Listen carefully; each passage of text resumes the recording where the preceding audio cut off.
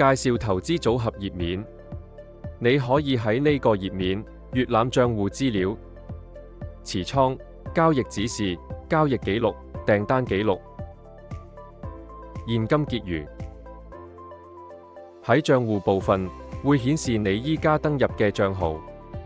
下面嘅賬戶資料方便你快速閱覽最關鍵嘅資料。你可以點擊呢個設定圖標，打開欄目設定，更改顯示狀態同次序。你亦可以選擇呢3種預設。如想閱覽所有資料，你可以點擊查看詳情。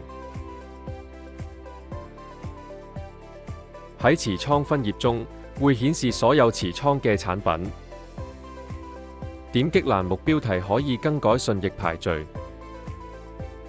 點擊設定圖標，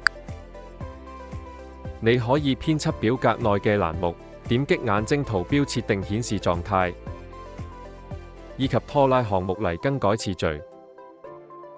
如果想搜尋持倉產品，點擊呢個圖標。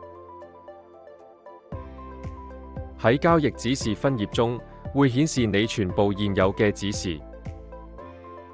點擊單項指示就可以打開選表，方便你管理訂單。